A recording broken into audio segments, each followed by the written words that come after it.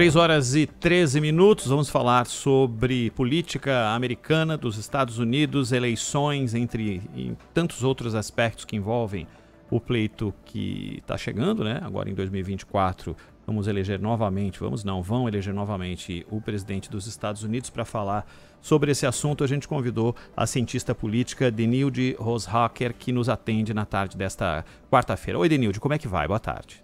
Boa tarde, eu que agradeço o convite. Obrigado, viu?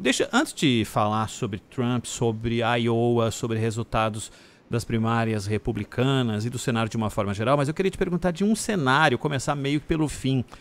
Democratas e republicanos, eles não se renovam não, né, Denilde? Demora para haver renovação nas duas frentes, porque tudo se encaminha para um pleito, tirando questões criminais que podem mudar a corrida, mais uma vez para Biden e Trump. Democratas e republicanos se renovam muito pouco? Olha, a gente teve momentos de renovação, né? Tanto se a gente lembrar que o Obama era um candidato novo, que tinha aí uma base bastante limitada ao estado em que ele era o senador, né? Que é Chicago, mesmo o próprio Trump era um outsider que se estruturou ao longo aí do início entre 2025, 2015 e 2016.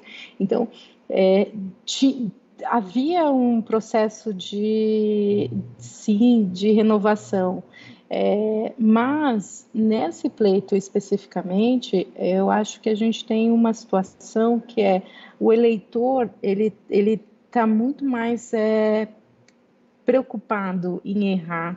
Então, por isso, as opções serem opções que já se conhece, né? Você pode não gostar de um ou gostar da outra, mas para suas bases eleitorais, eles já sabem, né, como é um governo do Trump, como que é um governo do Biden. Então, acho que isso tem muito a ver com a situação política, com as incertezas econômicas no país, com a polarização muito forte que existe na sociedade americana. Então ela acaba gerando menos espaço para que surjam novas figuras ou que o eleitor esteja disposto a testar esses novos candidatos e novos políticos. Então acho que reflete muito deste processo. E mesmo dentro dos republicanos, tem uma disputa, né? Tem uma disputa bastante ampla, mas que também não refletem uma grande mudança, porque são políticos já bastante experientes nas suas bases estaduais, né? Ex-governadores, um governador atual, que é o DeSantis, a Nikki Haley, que foi governadora também. Então mostra um pouco esse perfil que o eleitor hoje vive, de buscar alternativas que sejam alternativas conhecidas, porque a incerteza interna e as incertezas externas são muito grandes para se renovar tanto em termos de grandes políticos nacionais. Agora, quando a gente olha locais, aí sim, você tem emergência de novos candidatos, você tem um sistema partidário buscando figuras novas, até para que no futuro, se tem essas figuras entrando agora na política, possam ganhar espaço nacional e ter capacidade de fato competitiva eleitoral.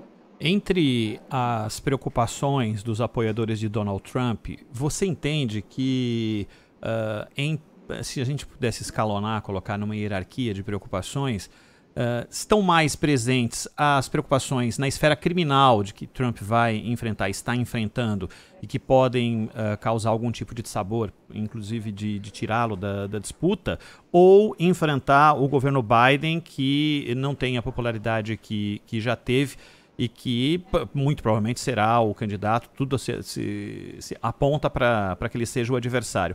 Qual a preocupação maior? Com o próprio Trump e a possibilidade de ser elegível ou com o governo Biden?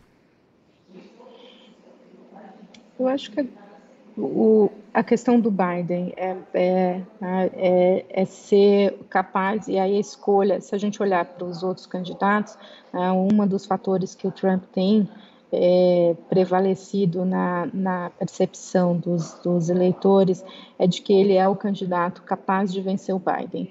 Aí que essa é a grande questão. É quase como se a gente estivesse num fla-flu, né, da política americana, porque reflete também a lógica da eleição de 2020. Tá? Então, conseguir superar a capacidade do Biden e dos eleitores democratas hoje é um grande ponto para os republicanos. E foi na eleição de meio termo, né, que os republicanos foram muito pior do que eles esperavam. Eles achavam que conseguiriam ainda ter uma vantagem muito maior frente aos democratas. Então, o Trump é a opção mais viável e mais competitiva. E do lado democrata também é visto, mesmo com todos os questionamentos sobre as debilidades do governo Biden, áreas mesmo entre os democratas que questionam algumas das políticas dele, hoje ele é visto como o único candidato viável num embate com o Trump. E por isso ele ser o escolhido como o candidato do partido. Então, essa polarização, ela é de fato presente. Com relação às questões da justiça, com todos o que está, né, na pauta criminal do Trump, ela é um ponto de cautela, mas a gente sempre tem que lembrar, para o eleitor republicano, o Trump está sendo perseguido politicamente. Então, a narrativa da perseguição, a narrativa de que existe um complô da justiça com os democratas para impedir a eleição e uma vitória do Trump é muito forte. E mesmo todo o período desde 2020, esse eleitor, que é um eleitor muito patriótico, mas também muito ligado à personalidade do Trump, não conseguiu ser alterada, mesmo com todas as ações contrárias a ele. E ao contrário, ela reforça essa percepção de que ele é um injustiçado frente à justiça americana. Então, acho que esse não é o ponto, mas é claro que é uma preocupação, né? Ele tem até todo o processo que vai acontecer agora, em fevereiro, na Suprema Corte, que vai analisar o caso de quem o impede de ser candidato e torna inelegível no Colorado, é um ponto de tensão importante para a equipe do Trump e para os seus partidários. Mas ele tem usado isso a seu favor. E na percepção da sociedade, ele só não ganha ou ele só não consegue ser um candidato viável se tiver uma ação judicial, e isso seria até um questionamento, viu, se isso não seria ruim para o próprio Biden, na medida em que ficaria colocado de que ele não teve se torna um candidato de fato e ganha a eleição, se a sua eleição não seria também de novo contestada, e a gente teria toda aquela situação que a gente viu em 2020. Perfeito. Lá nas primárias, lá no estado de Iowa, a vitória foi importante, né? Uma vitória com larga margem em cima do governador da Flórida, e o discurso muito parecido com tudo que a gente já ouviu, destaque para a questão de chutar dos Estados Unidos imigrantes e alguns que ele classificou como terroristas. O padrão Trump de enfrentamento não deve mudar, né? Foi desse jeito que ele construiu essa narrativa que você mesmo citou, né? Não deve mudar. A campanha dele, toda a pré-campanha ano passado não mudou, né? Ela infla esses grupos. Ao contrário, ele vê isso como uma forma de alcançar aí grupos e conseguir apoios, então ela não deve mudar. E a agenda mais protecionista, nacionalista, ela é muito forte para um tipo de eleitor que apoia o Trump, né? Então esse eleitor é o que se mobiliza nessa fase da campanha, que você precisa mobilizar os eleitores. E aí vamos entender também, né? Você está em Iowa, você está falando num momento em que tem um dos mais baixas temperaturas, né? Por mais que as pessoas estejam já acostumadas com o inverno rigoroso, ela precisa ser estimulada a participar do processo eleitoral e ir até as áreas de votação. Então esse discurso do Trump tem esse elemento, que é fazer, neste momento, a mobilização dos seus partidários mais acirrados, porque é ele que vai fazer a votação. E porque a gente sempre olha como num sentido meio parecido com a eleição no Brasil, mas nas primárias, quem se mobiliza é o eleitor que já está predisposto a votar no Trump, ou a votar no DeSantis, ou na Nikki Haley.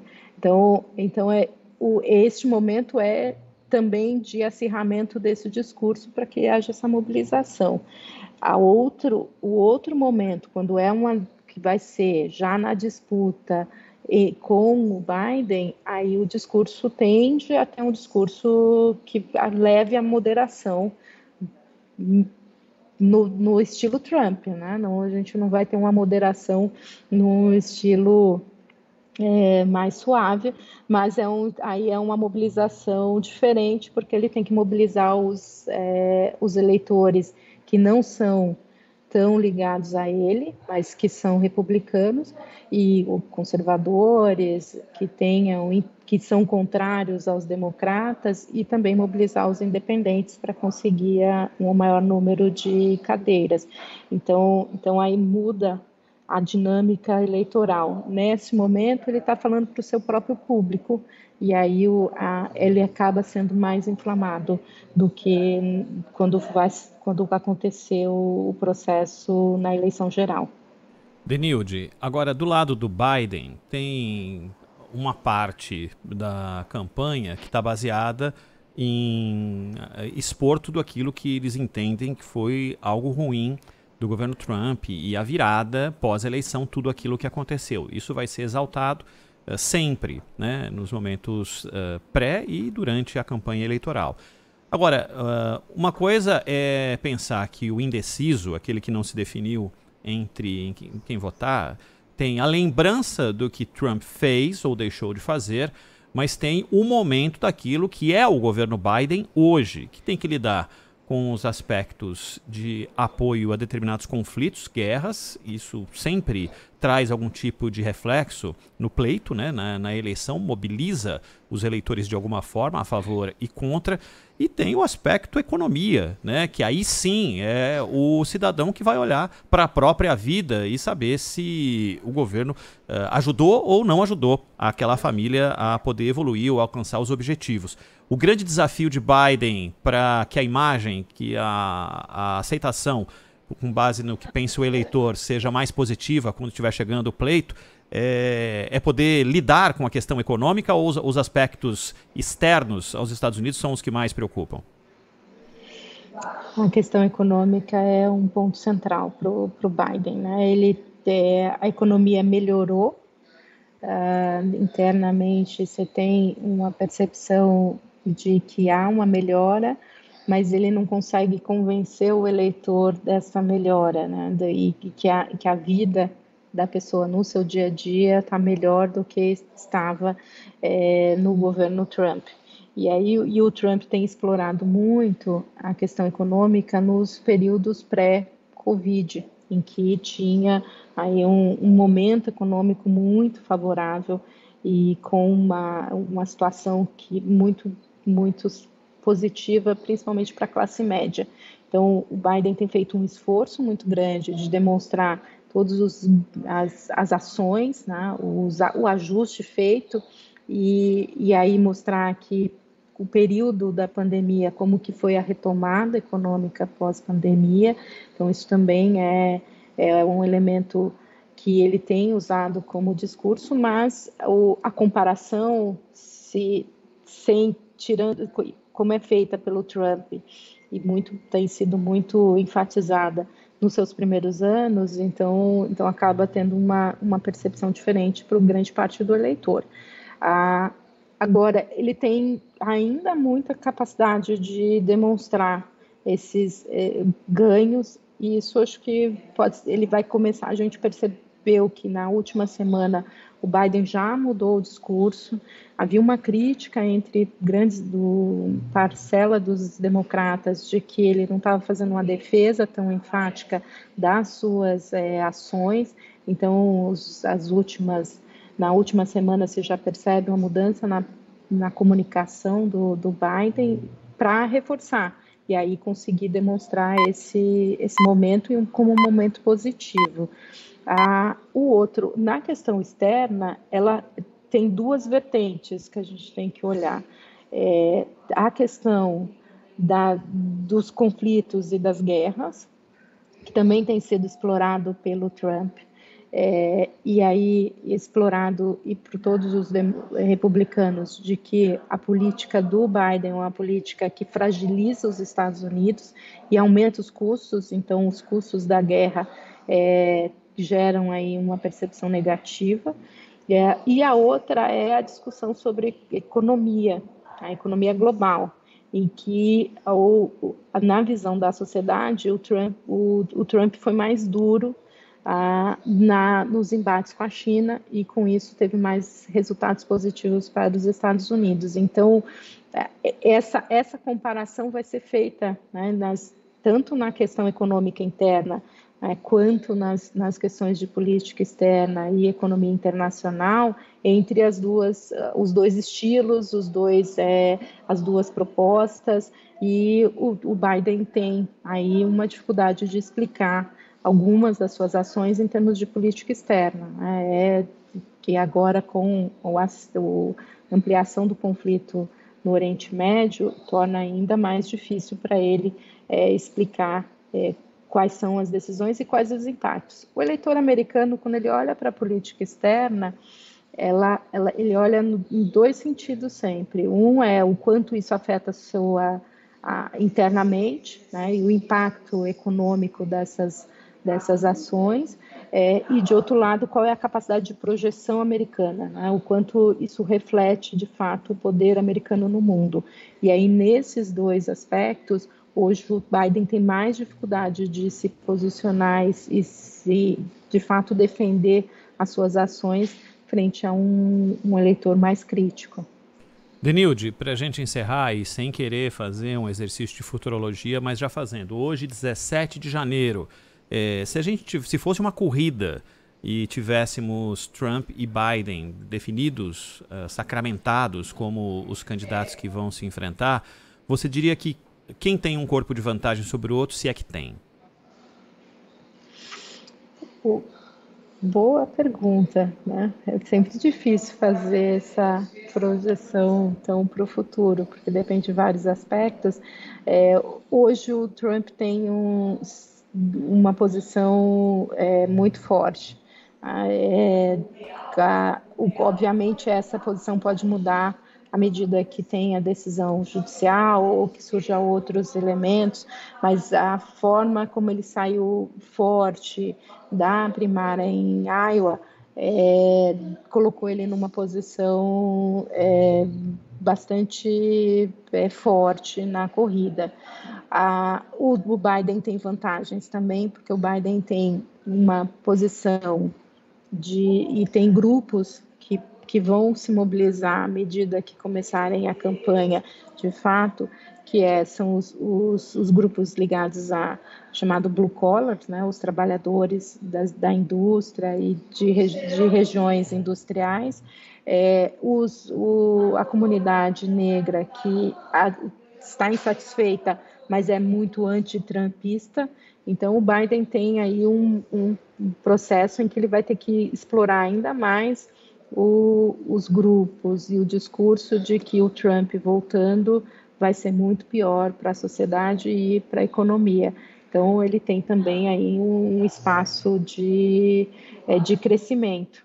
Quanto mais o Trump tem posição, aumenta a sua posição junto ao eleitor republicano tradicional e mais conservador, mas aumenta também a percepção do temor da volta do Trump entre os liberais e independentes. Então, o Biden pode ganhar força à medida que nessa situação e nesse cenário. Então, o que eu posso te dizer é que vai ser uma eleição muito competitiva, que a gente vai acompanhar cada estado e como cada estado vai se posicionar para saber quem é que vai ter o maior número de cadeiras no final do dia 5 de novembro. E por isso, claro, a professora Denilde Roushacker, que é cientista política, será sempre nossa convidada para falar mais sobre esse assunto. Denilde, muito obrigado, viu, pela tua atenção com a Rádio Bandeirantes. Até uma próxima. Eu que agradeço. Obrigada. Boa tarde. Boa tarde. Tchau, tchau.